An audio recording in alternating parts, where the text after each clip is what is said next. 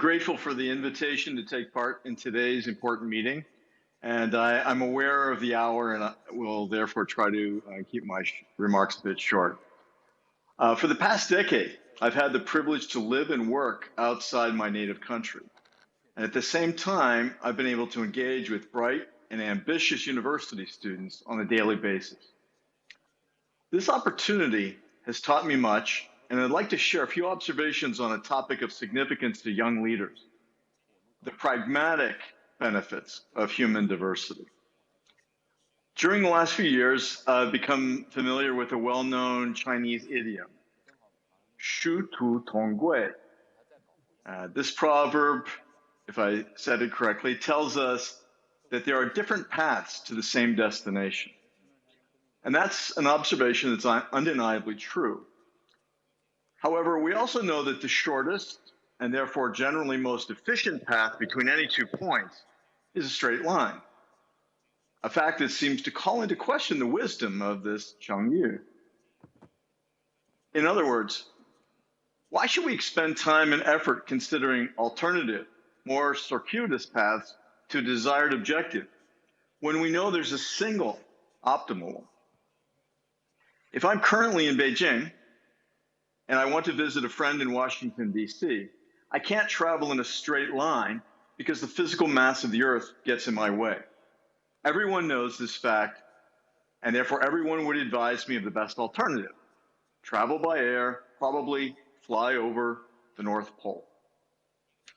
But what if I have a medical condition that prevents me from sitting in a low-pressure airplane cabin for many hours? In that case, things would be more difficult, and I'd be encouraged to arrange a mixed itinerary, probably of trains, motor vehicles, boats, perhaps even low-flying aircraft. Numerous alternative routes would present themselves, each with its own trade-offs between speed and comfort, and some of them undoubtedly would be prohibitively expensive. The point of this example is to illustrate why we need diverse alternatives to obvious straight line solution. It isn't because the alternatives are aesthetically pleasing, intellectually interesting, or even socially just. Rather, it's because life is full of obstacles and constraints. Many of them are quite subtle. In short, the same destinations of which the Chinese idiom speaks aren't literally the same, but only conceptually the same after one accounts for differences in context. This is where human diversity offers its greatest promise: to provide a range of different ideas generated by disparate life experiences, aptitudes, and personalities that increase the likelihood of successfully overcoming the obstacles and constraints unique to each project.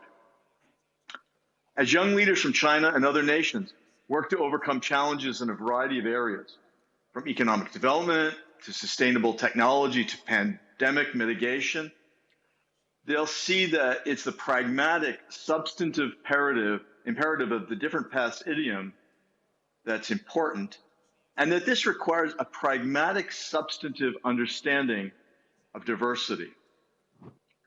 Assembling organizational teams based on statistical variation in height, weight, skin color, gender, age, weight, and so on is insufficient. To identify the best path to a chosen destination, team members must be chosen to ensure both varied and demonstrable talents and perspectives. Thank you.